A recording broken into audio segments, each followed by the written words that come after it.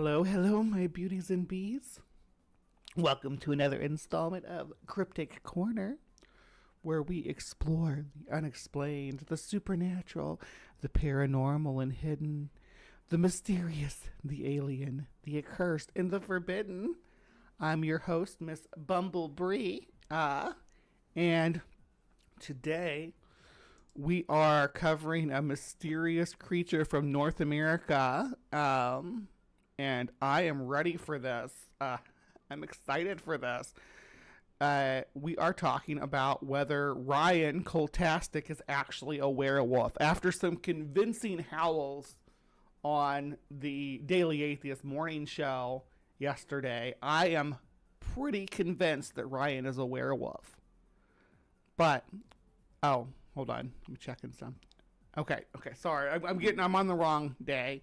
Yeah, today we're actually talking about the Big Muddy Monster. The Big Muddy Monster is generally considered a Sasquatch-like creature, right? It's generally considered like a Bigfoot-type variant, but some reports give it pointy ears like a dog man. The main thing is that it's big and it's muddy. But I'm not going to explore this chapter alone. I'm following the Groovy Red Planet, which is a very, very tiny channel. Only 22 subscribers. Right? Only 22 subscribers. And they haven't made anything in a year. And only have the 3 videos. This is by far their best video, their best viewed video, 145. So that's the one we're gonna watch. And he does a really good job of putting together all the news reports and stuff. I get why putting that much work into it and only getting a smattering of interest is discouraging. So hopefully, yeah, I'm gonna subscribe. Now he's got 23 subscribers. What? All right, so let's give the dude the floor. Let me see.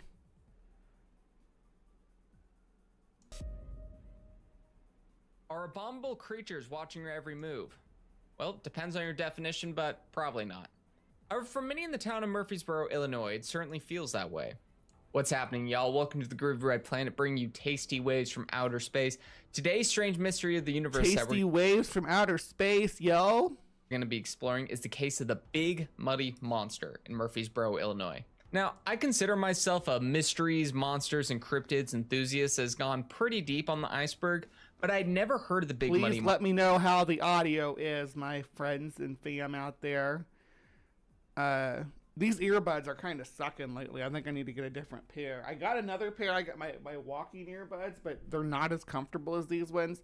They're okay to wear for, you know, walking around the block, and they're easier to take out than these because they're not rubbery when someone speaks to me out in the public. But they're not good for this, and I need some new ones because these ones are, I don't know if one of the speakers is just getting worn out, but I can hardly hear when things are all the way up. I was at the Werewolf Guild, and I didn't see Ryan there. Oh, well... Is Secular Dave at the are you a member of the Werewolf Society? I actually got better notifications than I normally do. It actually popped up on my desktop. Hell yeah, Sumami. You got your notification, Native Atheist, and good morning. And good morning to Dave, too. Again, if you all missed it, Captive Desk had to go, so they're not going to be here this morning in the side chat, dropping Bigfoot stuff, but they had to get surgery this morning, or not this morning, they had to get surgery last night or yesterday. They're in recovery this morning. I won't divulge too much about what's going on. That's their story to tell, but they, yeah, I wish them the best on recovery.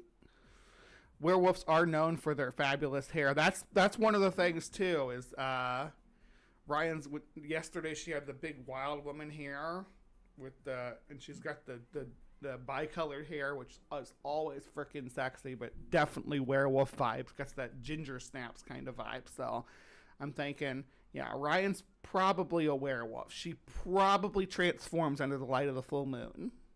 But is she the big muddy monster? I doubt it. She wouldn't even have been born back then.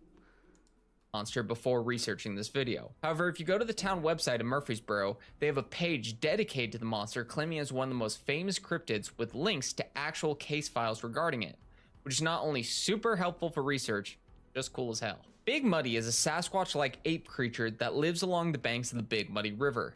He's described as being 7 to 8 feet tall with white or light-colored fur, covered in mud, red eyes, and giving off a foul, permeating Morning, Miss Sandy. Good to see you, babe. odor.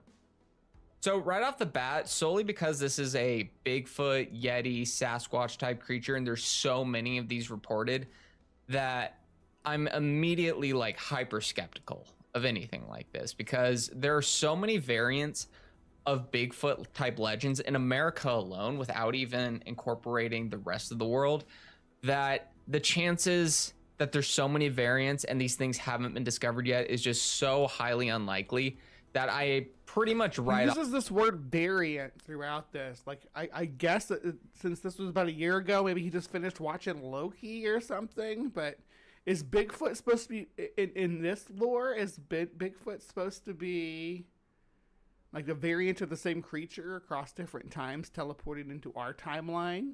Because that's kind of sick. Yeah. Off any Bigfoot variant right from the start. But I like my original Bigfoot, I like my Yetis, and I'll even throw like a skunk ape in there of cryptids that I like, and I'm like, curious, I want to know a little bit about those. But like typically anything else, I'm just like, all right, there's no way that there's this many Bigfoots. However, what caught my attention with this, there has to be a breeding population for Bigfoots to exist at all, so there has to be at least some, right? It's an albino Bigfoot shunned by the rest of the living in relative squalor. Yeah, he cakes himself with mud to hide his albinism, but we all know. Ginger Snaps is such a good series. I love Ginger Snaps. I love the subtext of it too, because it's more than just a werewolf movie.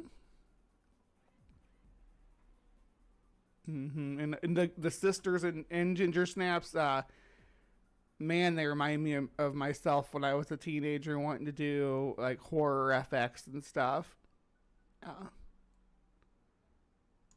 one is honestly the police reports around it. I understand that when police are called to a scene, they have to take down witness testimony and stuff. They have to make a report. It's not special that they had to make a report, but the narrative that the reports all we that apparently hadn't interacted with each other, and they happened so close back to back itself is worth hearing out, just because it's an interesting narrative, even if it's pure fiction. But yes, normally I would write off any sort of Bigfoot variant that isn't the original Bigfoot. Yes, Ginger Snaps is a Canadian horror series. Who's in Ginger Snaps? Hold on. Two wonderful Canadian actresses that still work in both like cult movies and in like mainstream television and stuff. There's Catherine Isabel. She's Ginger, and then Emily Perkins is Bridget, her sister. Eddie, or something like Skunk Ape, but because this one has such a detailed and interesting narrative that runs through police reports about it, I thought it was worth covering, especially as my first episode. This seems like it would be a fun start to one that I hadn't heard of before. So the first report of Big Muddy that seems to have started this legend comes on June 25th. Ooh, I gotta show you all something about Big Muddy too, and about Murphysboro as well. We're gonna step away for just a second, and we're gonna go and look at where Murphysboro is. So, and it's interesting because, okay, this is the Mississippi, right? There's St. Louis. Up here's where Bree's from, but right here is this town, Louisiana, Missouri. Now this was our local, because like I said, I'm from right up there. I'm originally from just right up here, but I'm not there anymore, so I'm not really worried about people finding me. But this town had its own Bigfoot sighting right here in the middle of town too.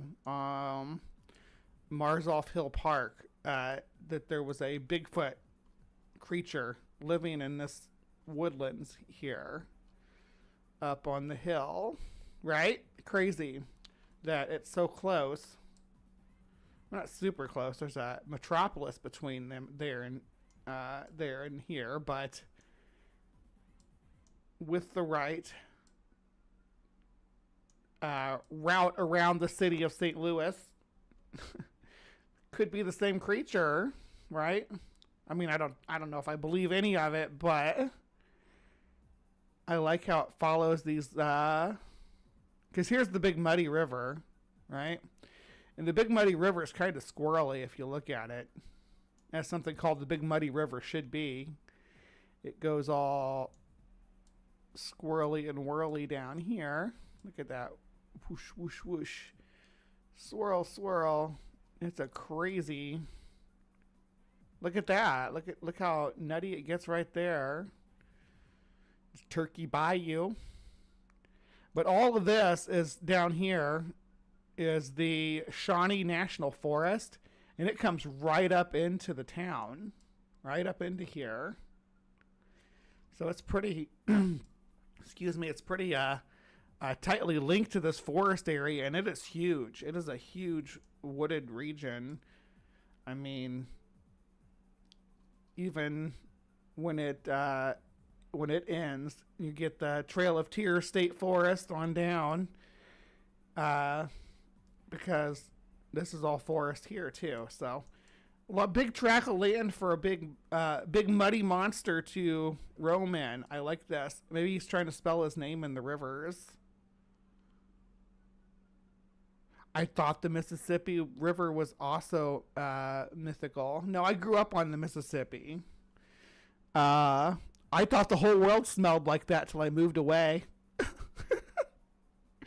Because it does smell like river bottoms within about 2 miles of the river. And all the towns I've lived in my life were like right by the river. Anyway. 1973, and reads as follows. At approximately 23:55 hours, so I believe that's 11:55 p.m., June 25th, 1973, complainant came to MPD and reported sighting some type of creature in the wooded area north of the Big Muddy River next to the boat ramp parking area. Officers Nash and Lindsay were dispatched to the area. Upon arrival, officers spotlighted the entire area and were unable to locate anything unusual. Complainant met officers at the scene, described what occurred as follows. Complainant was parked on the south side of the parking area next to the woods. Complainant heard a loud screaming sound in the wooded area and observed a large creature approximately 7 feet tall. The creature appeared to have light-colored hair matted with mud. The creature appeared to be walking on 2 legs and was proceeding toward his car. The creature continued the screaming, changing tones, and proceeding toward the car. Complainant then left the area and came to MPD. Judy Johnson, who was also inside the car, stated that she had heard the screaming but was unable to see the creature due to darkness. Complainant and Johnson also stated that no human would be able to scream or make a noise loud as what they heard. Officers located impressions in the mud approximately 3 to 4 inches. People will say things like that, though. They don't know. They don't know. Maybe just Bigfoot. It could, like the word sheep, it's both singular and plural. What's Titan talking about? Bigfoot or big feet? Bigfoots or big feet? That's a good question. Now that I got a reading on the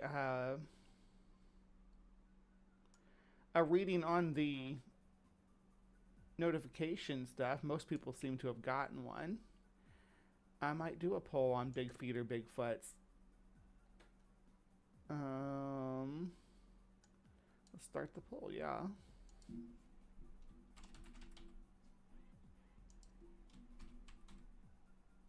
Bigfoot. Big feet.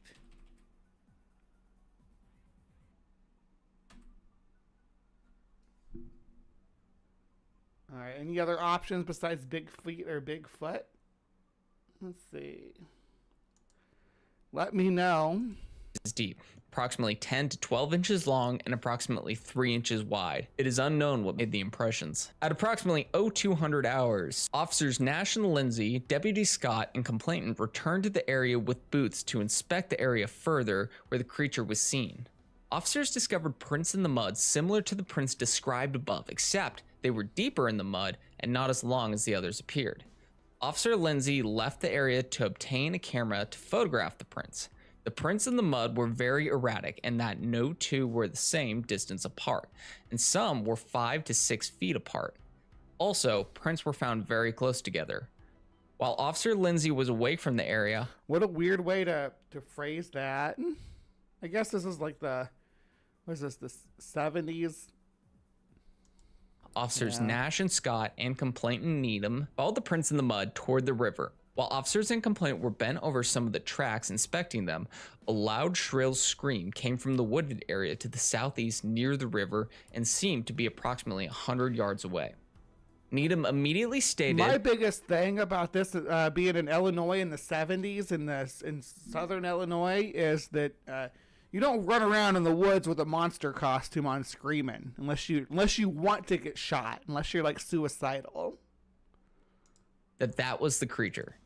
Officers and Needham retreated out of the wooded area back to the squad car and advised Officer Lindsay of what had occurred. You gotta say that with like a Gollum voice, Aunt Gerald. It's big features. The big features in the water.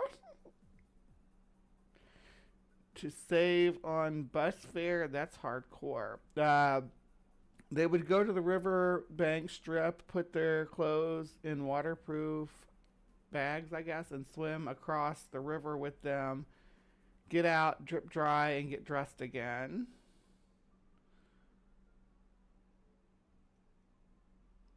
I'm old enough that I knew a guy generations older who lived on the west banks of New Orleans. Get to the French Quarters by swim. Yeah, when my dad he grew up in Quincy, and it's on the Mississippi, but that used to be a thing that like a rite of passage that you would do is you'd swim out to this island. And I guess some people got drowned trying to do it because the currents changed when they rerouted for the barge traffic, and some people drowned, so that like they put a stop to it. But it used to be like a teenage rites of passage. Now my grandpa, he remembers when the Mississippi was like super super wide, right? And that they used to or he remembered, he's passed away now, but when the Mississippi was super wide, and in the winter that it would freeze over solid, right? It'd freeze over complete. It doesn't do that anymore. It's too deep and moves too fast to freeze over solid. But it used to freeze over solid, and people would drive across it in their cars. And requested Sergeant Tincher to come to the scene to photograph the tracks. Officers continued to search the area with spotlights on the squad cars, but were unable to locate any movement. Upon arrival, Sergeant Tincher photographed several of the prints in the mud, and all personnel left the area. What lends a bit of credibility to this story for me is that at this place and time, it would have been scandalous. Just a dead guy wearing a gorilla suit. Yeah, you expect that to happen more, though. Or these guys to get shot. For these two people to have been alone in a car together at like the locals' Lover's Lane. So it would be very odd of them to falsify a police report about some monster in the woods if they weren't genuinely terrified of something. And regardless of the scandalousness of it, it would still be very weird for a random couple to just make this up for no reason. Like people do. So the fun thing about this couple is, if I remember the story right, she is a married woman, and she's like like 30 or something, and he was a teenager, not a kid, but a teenager, and he had just gotten married, and they were having an affair. Do weird things for who knows why, but I'm inclined to believe that they at least saw something that freaked them out. And the police seem to think the same thing because they went out and checked it after the fact. What's also really funny is when I was researching this and like watching documentaries on it and stuff, I was confused because I'd heard, I think in the documentary that I'll link below, is that these were two people who were married but not to each other, so they were having an affair, and that's what the locals thought lent credibility to it. But seeing that Randy Needham is 19 and Judy Johnson is 28. What do you call a baby Bigfoot? Is it a squatchling? What do you call a group of Bigfoots? Is it a tribe? Is it a herd? Is it a troop? Is it a clan? A clan of Bigfoots?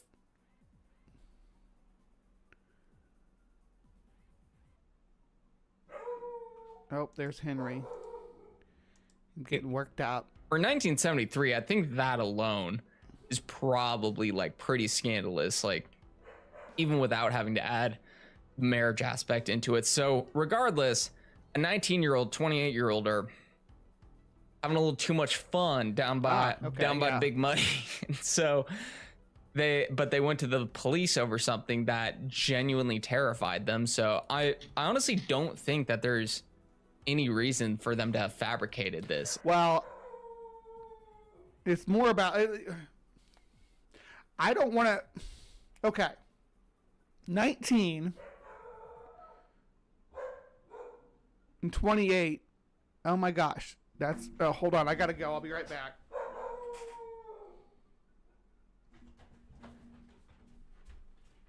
Henry, it's okay, hold on.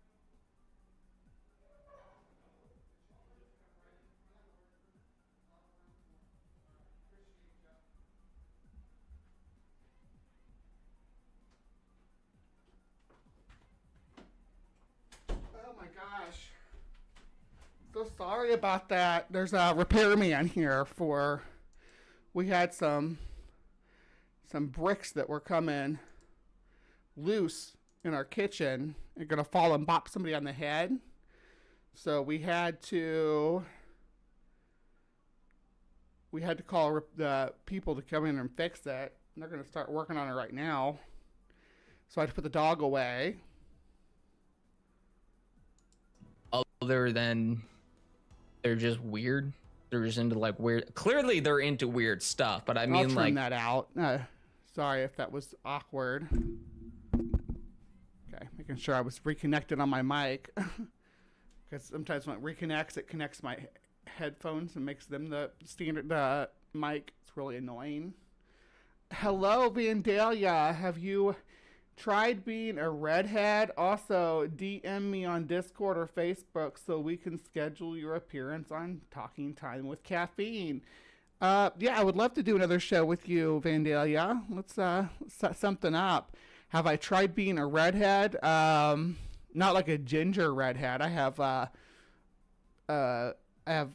a like blood red, like a blood rain wig that I wear. It's I wore it for Halloween last year when I went as Blood Rain. My stepfather was like 22 when he married my 44-year-old mother.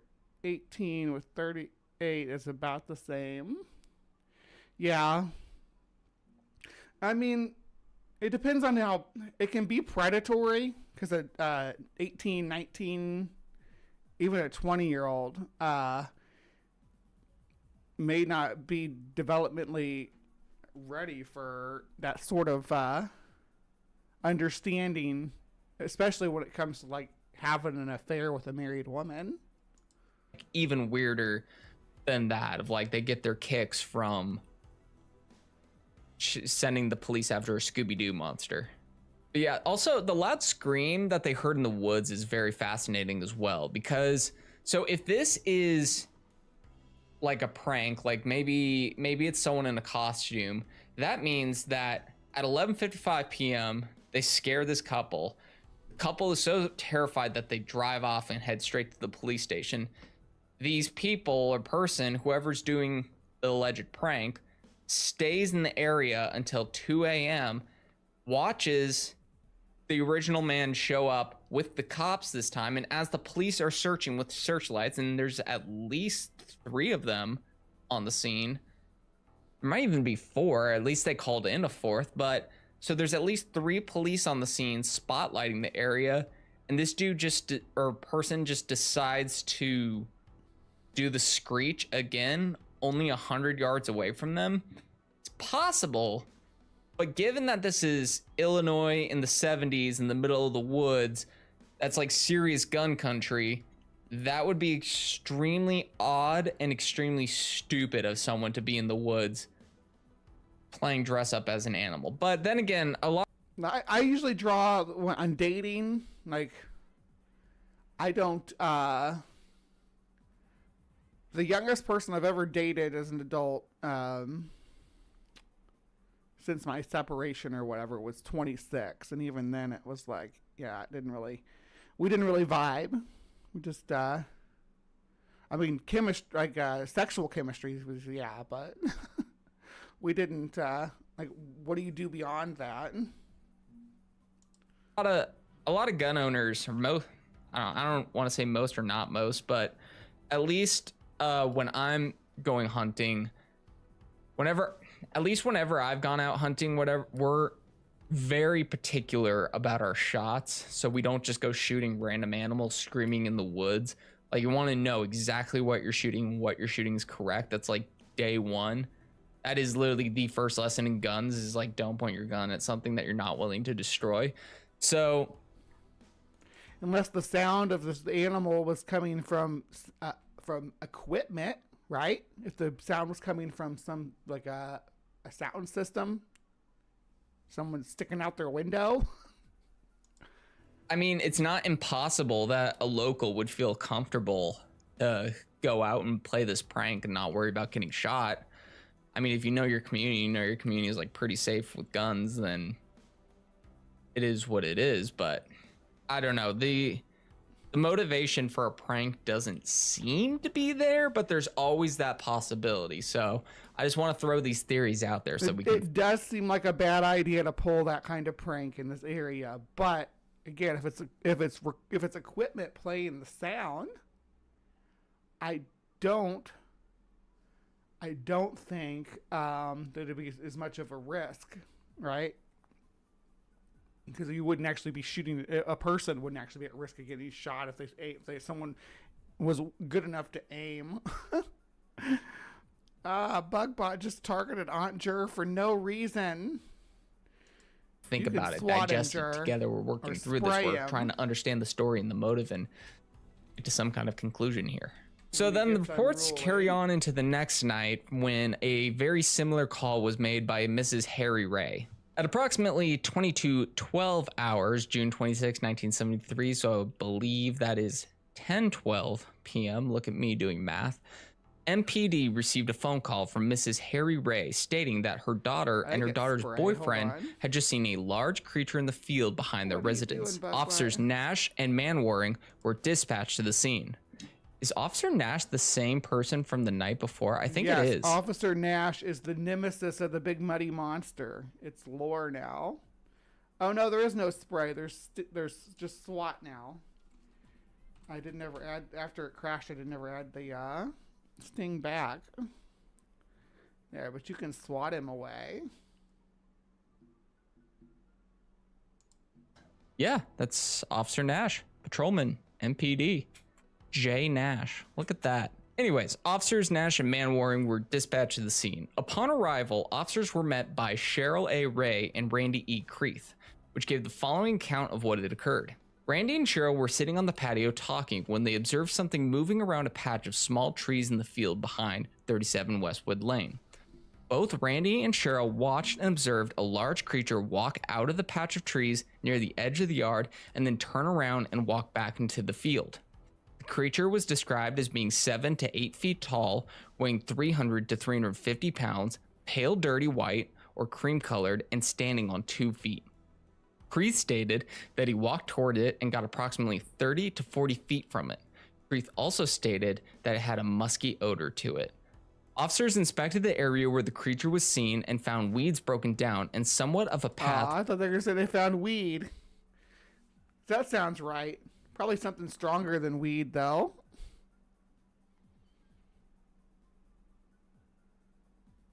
No, I swat bug bot. Hopefully he doesn't swat me.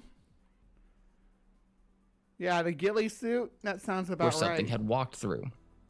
Jerry Nellis was notified to bring his dog to the area to see if the dog would track the creature. Upon arrival of Nellis and his dog, a German Shepherd trained to attack, search buildings, and track, the dog was led to the area where the creature was last seen. The dog began tracking down the hill where the creature was reported to have gone. As the dog started down the hill, it kept stopping and sniffing at a slime substance on the weeds. The slime appeared periodically as the dog tracked the creature. Nellis put some of the I think that they smeared their ape suit with mud. Slime between his fingers, rubbed it, and it left a black coloring on his fingers. Each time the dog found amounts of it, the dog would hesitate. The creature was tracked down the hill to a pond, around the pond to a wooded area south of the pond, where the dog attempted to pull Nellis down a steep embankment. The area where the dog tracked the creature was too thick and bushy to walk through, so the dog was pulled off the trail and returned to the car. Officers then searched the entire area. Dude, that's pretty sad. You're hired to do some tracking. You're like, oh, well, I wasn't prepared to go off the trail. Ugh, come on now. You can't expect me to just go off the trail. I don't get paid enough for that. I'm not a what are you even doing, guy? Flashlights. Officer Nash, Nellis, and the dog then proceeded to the area directly south of where the dog was pulled off of the tracks. The area was at the end of the first row to the west, past Westwood Hills turnoff. The area is approximately half a mile south of the area of the pond behind 37 Westwood Lane. Nellis and the dog again began to search the area to see if the dog could again pick up the scent. Nellis and the dog approached an abandoned barn, and Nellis called to Officer Nash to come to the area as the dog would not enter the barn. Nellis pushed the dog inside, and the dog immediately ran out. Nash and Nellis searched the barn and found nothing inside. Nellis stated that the dog was trained to search buildings and had never backed down from anything. Nellis could offer no explanation as to why the dog became scared and would not go inside the barn. Officers then continued to search the area and were unable to locate the creature. Dave Barrell, neighbors of Ray's, stated that approximately 10 minutes prior to Creeth and Ray sighting the creature, his child came into the house and stated there was a large ghost in their backyard.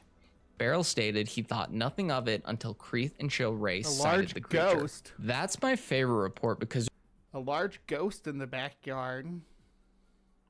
Hello, Dr. Osiris. Hello, Chrissy.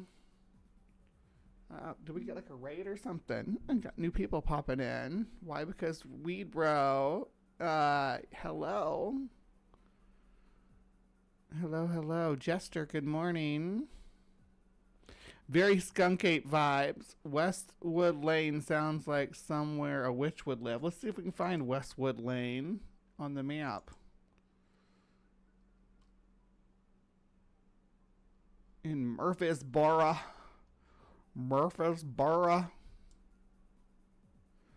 Looking for Westwood Lane. Probably be easier to search it. Because I think it would be down here, though, right? One would expect it to be near the water. Near the water. See how I add that extra R? That's how you know I grew up in Missouri. You wash things in Missouri. You wash your clothes. Westwood.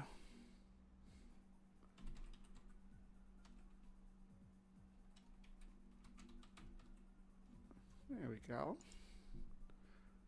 Oh, it's way up there. I was in the wrong part of town.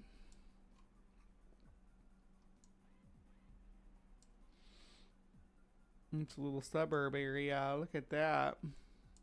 Little cul-de-sac. But it is forested back here. And there's Lake Forest Drive. So there's like a little wooded area here, that's for sure. It reads a little bit like a Scooby-Doo episode. I like that detail about how wrong. When the dog is tracking down the creature, there's just like that slime substance covering everything, and like it's a very exceptional dog, Equus. Very exceptional. It's like the classic horror movie trope where like he scoops it up, he's like rubbing, looking at his fingers. Like, I think, is that in Prometheus where something like that happens and it like infects the dude, and like you got like the little thing crawling around in his eye? That's kind of like the creepy vibes that I get from this one. So I enjoy this one because this is where it starts to read like a creepypasta, like 50 years before that was even a thing. Always stick your fingers into mysterious substances you find. Very important. Ooh, I enjoyed that. That's also super weird about the dog wouldn't enter the barn. They literally had to shove it inside, and the dog just took off running, which good on that dog. That is the right move. But still, that is extremely odd for a dog to not pursue whoever they're looking after. Which I like in Prometheus how the biologist guy was like, hey, here's a snake-like analog raising its head up and spreading a hood. Let me touch it. Like, what animals do that on Earth? Can we just give props to the Murphysboro Police Department? Like, they've gotten 2 reports of a Sasquatch-like creature, and they just immediately bring the dogs out to like track this thing down. They're crawling around in the swamps and the woods looking for it. No crime has actually been committed. Just a couple of people saw something a little weird, and these guys were on it. They were tracking him down the trail into the little ponds, going around the ponds, finding the weird black substance that they're pulling off things, and they didn't hesitate for a second. They just kept going after it, tracking it down to that barn, but in the end they couldn't find anything. And that also reads like a little bit like an X-Files episode of how you think they're just about to get the creature, they have it cornered in like in this little dingy barn middle of the night, and it disappears, and then they go in and there's nothing there. Like, it actually is a ghost, like Dave Barrel saw, or his kid saw. It's the ghost of Bigfoot. That's why it's white.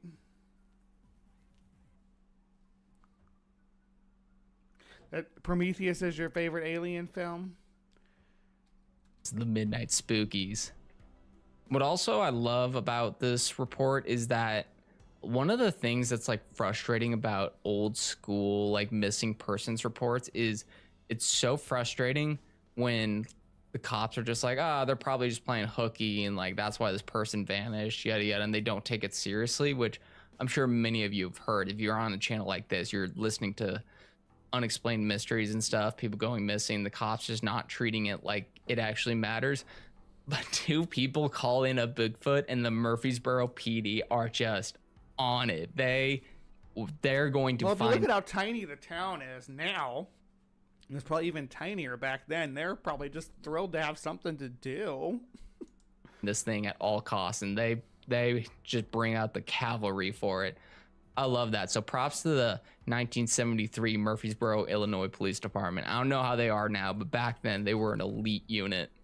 Here's one thing I was waiting till after I read that second report to show, because I don't know which night these come from, but look at these photos here. So these are photos in the actual police report that are on the website that I'm guessing they're supposed to be the photos of the alleged footprints, but it doesn't look like anything to me. I don't understand what they were taking a picture of. This literally looks like anything could have scraped through the mud right here and left a track like this, but like maybe Like, yeah, dragging a stick through the mud. I'm missing something. On the second photo here, it does look like there's like some kind of slight indentation on the right and maybe at the top of the picture here. But for the most part, to me, it just looks like a stick in the mud could have, like scraping the mud could have left that. So I don't know if these are actually supposed to be pictures of the footprints, but it did mention them in the reports. And then Murphysboro does sound like the town in a 70s slasher movie. These are the only pictures that they have linked in the PDF on their website. So I don't know what it's supposed to be. But I don't think there's a whole lot of substance to these images. If I'm wrong about that, please point it out to me in the comments, because I would genuinely like to see a footprint if I could. I just don't.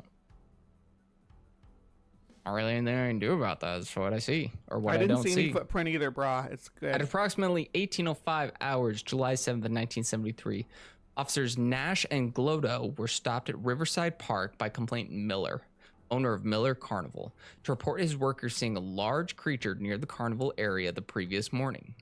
Miller stated that he did not report it at the time, as the report might have scared off persons which would visit the carnival. Miller directed... Or at their circus goers, they're probably going to be attracted to monster reports. I'm losing my gloss. I gotta re-gloss myself. It's not for you guys. There's a man here. The officers to 4 workers which observed the creature. The workers stated that approximately 0200 hours, so 2 a.m., July 7th, 1973, they heard the ponies causing a disturbance and attempting to pull loose from the trees which they were tied to. The ponies were tied to trees in an definitely area... missing the scale, or banana for scale, a rock hammer. Do they have bears down there? Yes, they do. Black bear.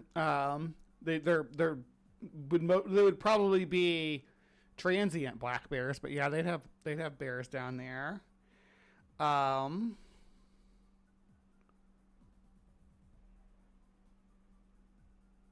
Yeah, we talked about Captive Desk earlier in the show. We got an update that he is in recovery now. He is recovering, so. Just east of the West Shelter and behind the carnival trucks.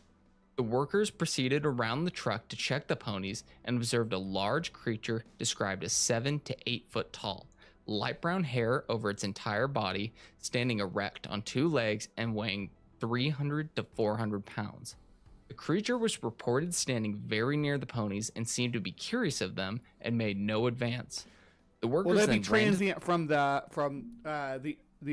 Ozarks. Would be the transient where they would have been transient from. The carnival owner's trailer and reported it to him. Upon checking the area with the owner, the creature was gone.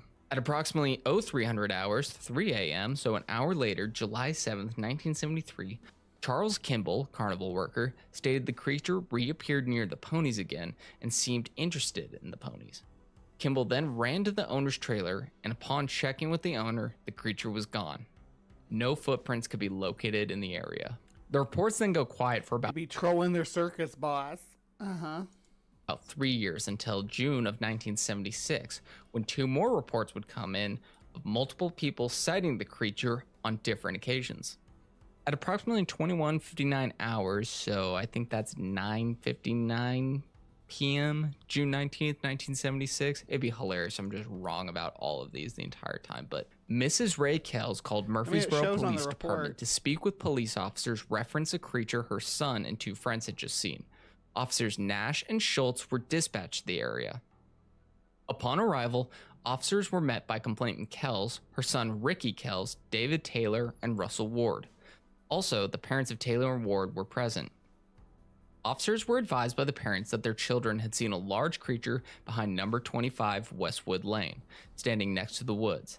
The parents stated that they were hesitant in calling, but their children's actions convinced them that they had actually seen something. Officers were led to the area where the sighting had taken place. Officers searched in the wooded area just south of where the sighting was made. Officers were unable to find any tracks, but did locate an area approximately 100 yards into the woods where several large rocks had recently been turned over. Officers then interviewed each of the subjects which had seen the creature. Ricky Kells, age 10, stated that he, David Taylor, and Russell Ward were playing wiffle ball when they went to look for a foul ball that was hit between 2 houses. As he was walking down the hill, he observed a large creature approximately 7 to 8 feet tall standing next to the woods. Ricky hollered at David and Russell, and they also observed it. We then ran home to tell our parents. Ricky described it as being approximately 7 to 8 feet tall, had what appeared as large ears, and appeared to be gray in color. How old are these kids?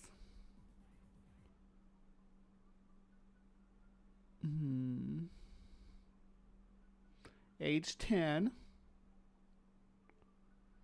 Okay, so a 10-year-old was estimating the size of the creature. That's important to keep in mind.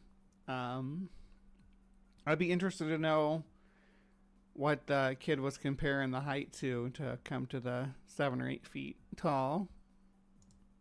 The creature was described to be covered with hair and did not move while being observed.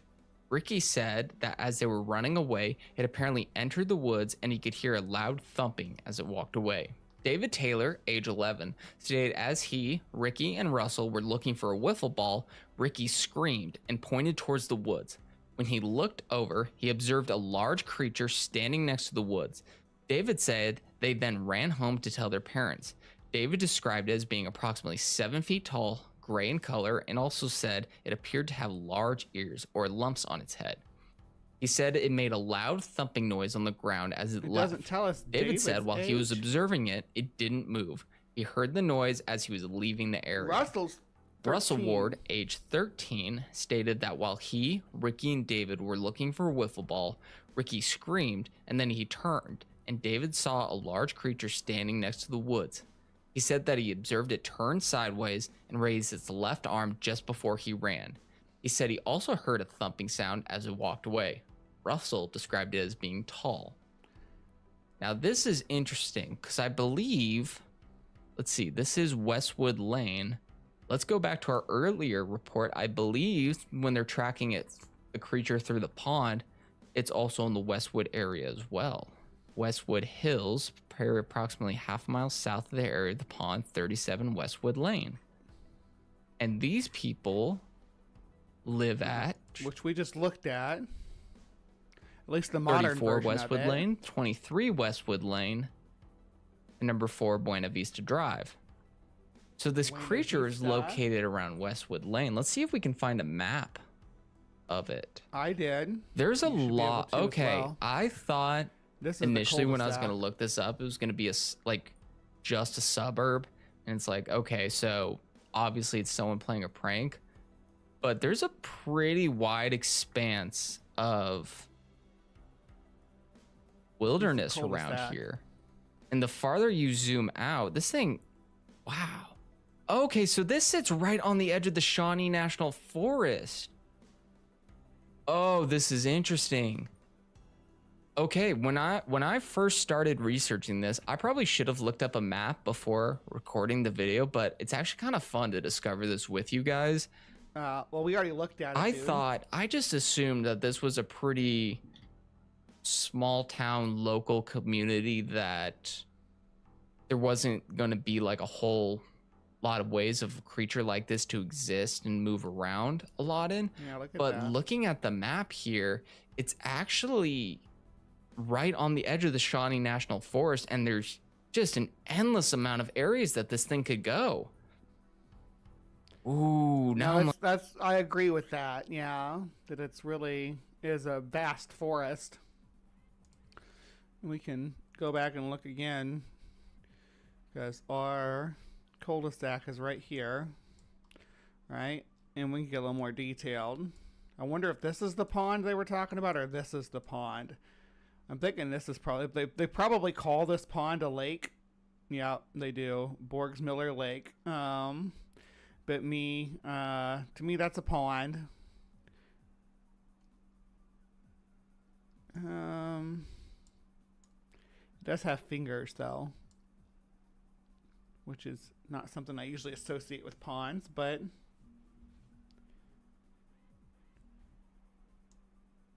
and this is just the modern interpretation. Like this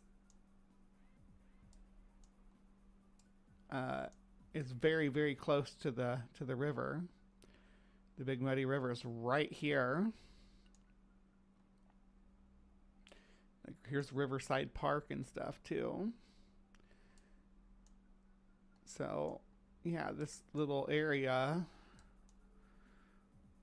of woodland, and yeah, if you go over this way, it's you just have a straight shot to that area from the forest. But I digress.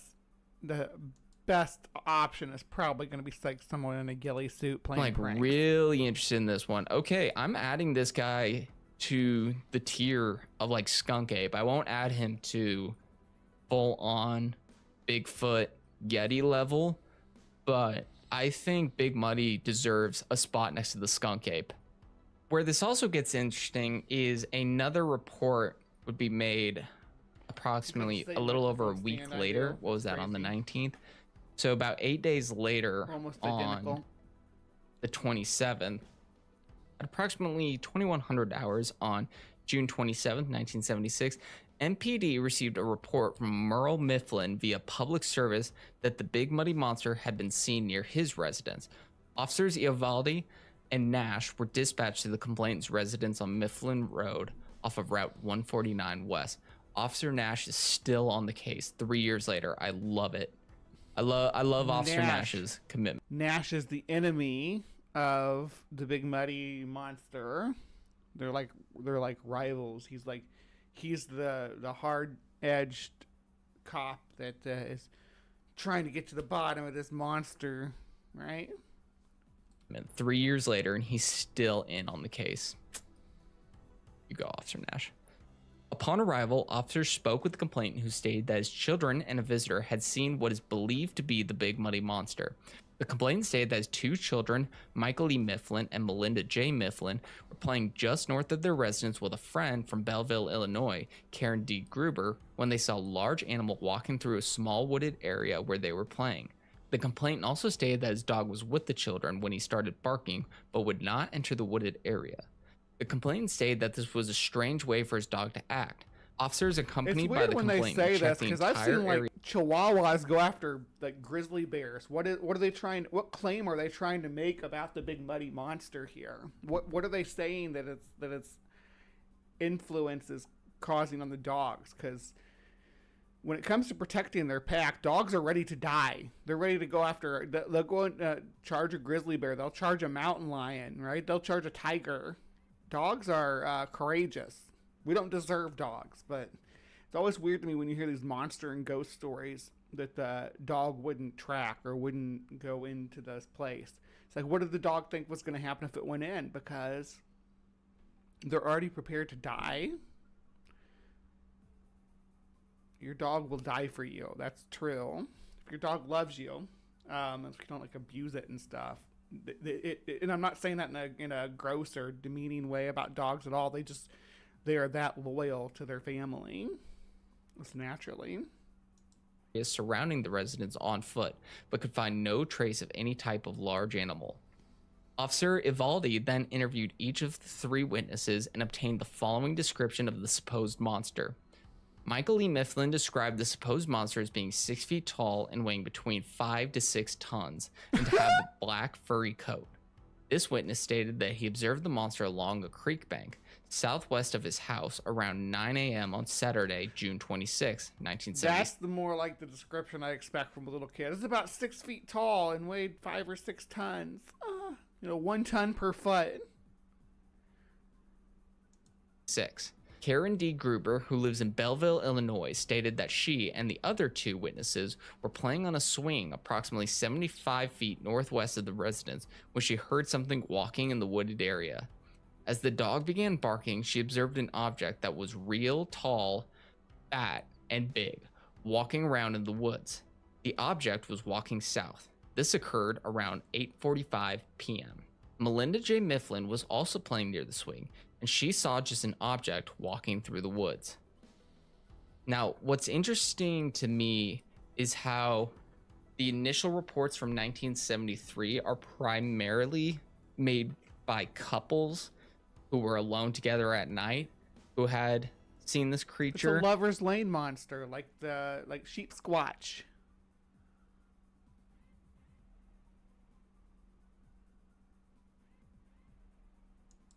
Whereas the ones in 1976, it's groups of children that have spotted the creature. And I don't know if that's like intentional or not, but that raises some questions that specific groups were seeing this creature at specific times. And there's probably a lot more stories that aren't recorded in police reports, like local legends and stuff like that, that are not being incorporated here. But working with the evidence that we have, it's very strange that the creature seems to be showing itself to specific groups of people. It is also interesting that it's almost like somebody in a ghillie suit is being very specific about who they target with their Bigfoot prank. Even with the 3-year time gap, the creature's still seen in relatively the same area that Westwood But it Lane. looks completely different. It went from being cream or light brown colored and 8 feet tall, about 400 pounds, to being dark colored, 6 foot tall, and the only weight they gave was 5 to 6 tons. Area. So the question remains, is there a big muddy monster terrorizing the town of Murphysboro, Illinois, or is this all just a big hoax gone out of control? Well, in the documentary Creature from Big Muddy, which I will link in the description below, the host interviewed a man named Bruce Klein. And I did watch this. A member of the Little Egypt Ghost Society, a group in southern Illinois that investigates the paranormal. Klein asserts it's called Little Egypt because Cairo's right there at the very bottom tip of Illinois, on a little island between the Ohio River and the Mississippi. Yeah, little sliver of land. And there sits Cairo. that not only is this all a bunch of nonsense, but he claims to actually know who started it all. He doesn't give any real names, but he calls this acquaintance Willie. Willie apparently was an amateur filmmaker who was really into special effects and costume making. Willie and his associates had the idea in 1973 to create a costume of a big hairy river monster that was approximately 7 feet tall and caked in mud from the river. They even got their hands on a can of some kind of horrible smell to give the creature that distinct feature. They also made recordings Why would you need it to stink for your film, though? Are you going to put it on smell-o-vision?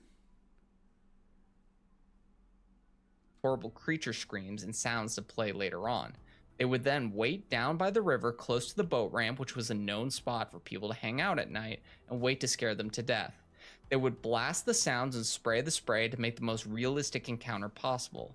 Wow. They horrified the first couple so bad they went right It's Wild Willie.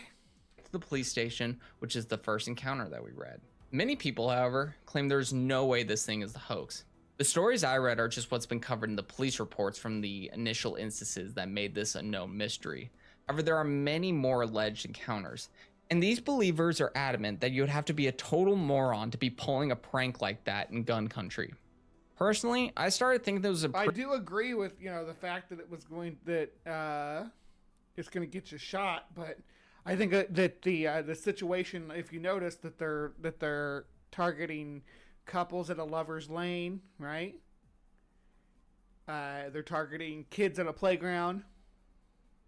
They're not targeting people that they think would have guns.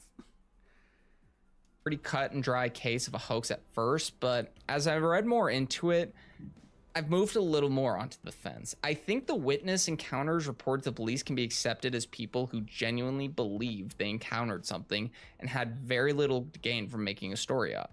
What also had me skeptical and still Titan says, gun country? You mean the USA?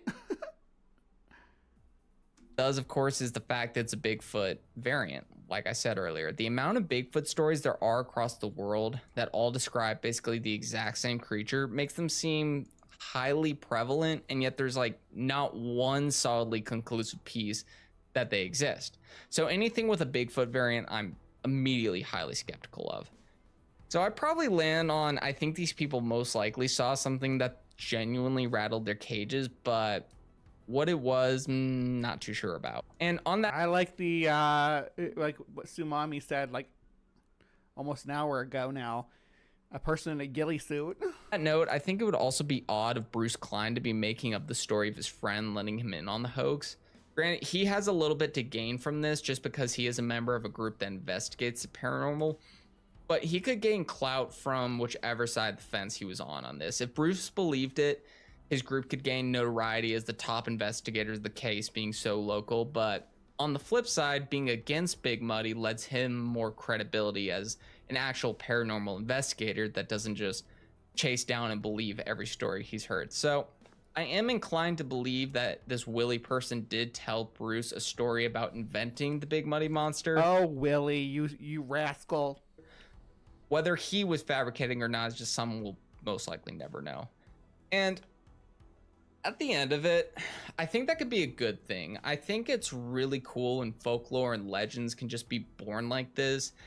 Almost makes me yearn for a world. Like mentioned earlier, Jester, someone got hit by a car doing a Bigfoot prank on the roadside. Without the internet, where nothing could just be fact checked on the fly, and you just had to take people at their words when they say they saw something mysterious in the woods or the ocean or a ghost in their house, whatever it is. But I love that kind of local folklore that gets created. So what do y'all think? I want to hear your opinions in the comments below. And if you enjoyed this video and would like to hear more stories about strange and mysterious things going on in our universe, please go ahead, hit that like button. Don't forget to share this with a friend and subscribe and ring that notification bell so you can stay up to date on all my latest broadcasts. All right. And yeah, hit the notification that this has been the Groovy Red Planet. I don't know if he's still making content or not because his channel only has the 3 videos and they're all from a year ago. So I don't know. He only had 22 subscribers. He has 23 now because I subscribed. If you want to subscribe, you can go subscribe too. But as far as Cryptic Corner goes, let's look and see how that poll went. Is it Big Feet or Bigfoots?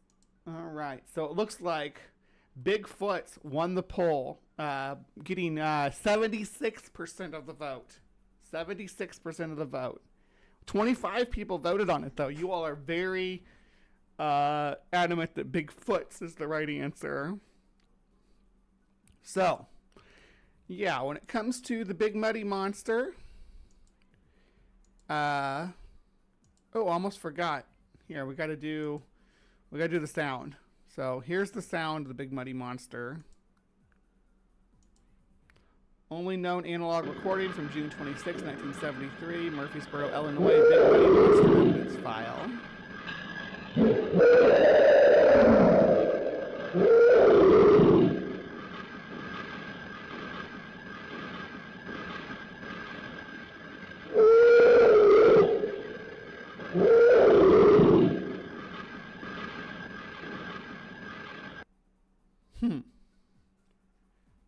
So that's that. Yeah. Almost forgot to show you all that.